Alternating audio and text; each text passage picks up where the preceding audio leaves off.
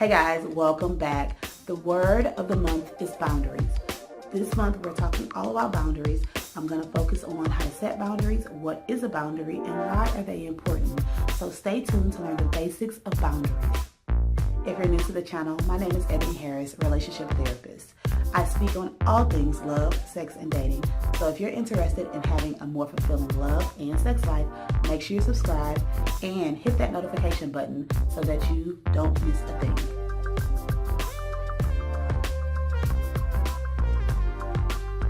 So as you saw in the title, today is all about boundaries. We're discussing what is a boundary and why it is so important if you're trying to have a self-care routine.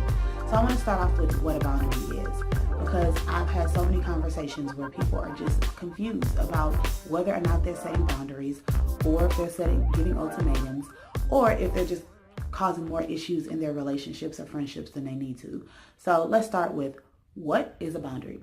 A boundary is you setting a limitation for how people treat you. You get to decide what respect looks like. You get to decide when you want to interact with people. You get to decide if you don't want to do something with your day. So because of that, sometimes you have to set boundaries with other people.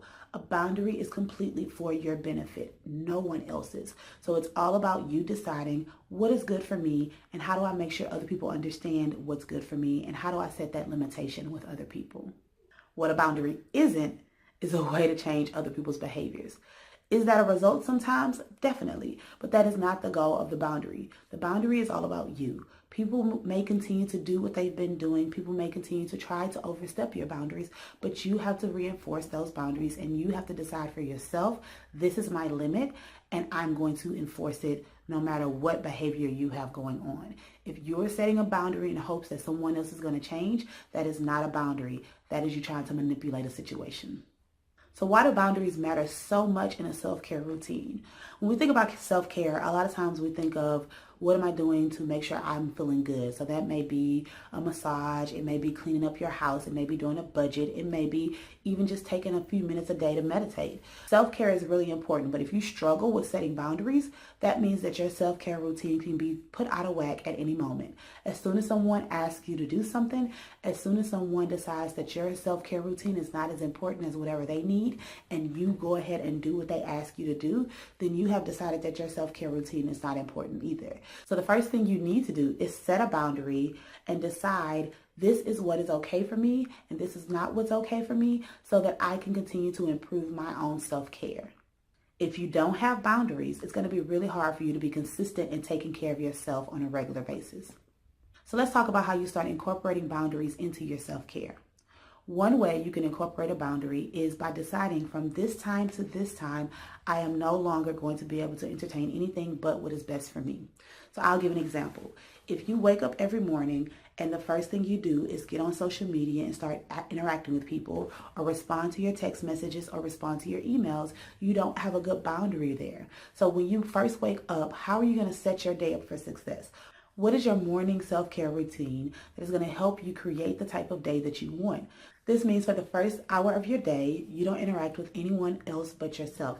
Research has shown that if you wake up and focus on self, meditate, read, take in some positive content, work out, take a shower, fuel your body, dress, all of those things, all of that will help you succeed with the rest of your day.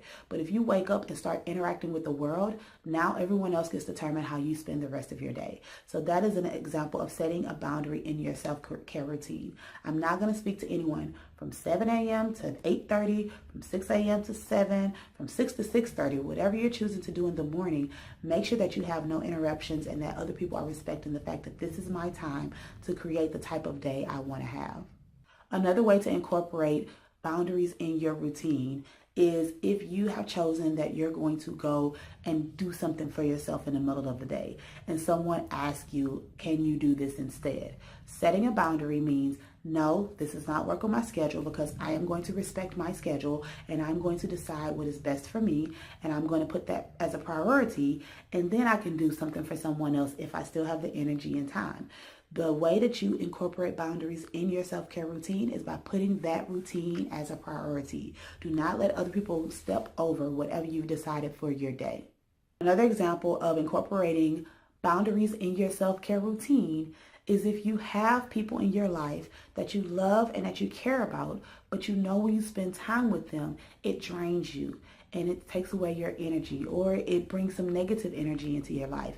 By taking care of yourself, you can always choose not to spend as much time with them or limit the way that you spend time with those people. So when you're setting that boundary of, hey, I don't feel comfortable spending time with you in this capacity, but I could still hang out with you. We can still talk here and there in this capacity. That is setting a boundary, and that's respecting your self-care.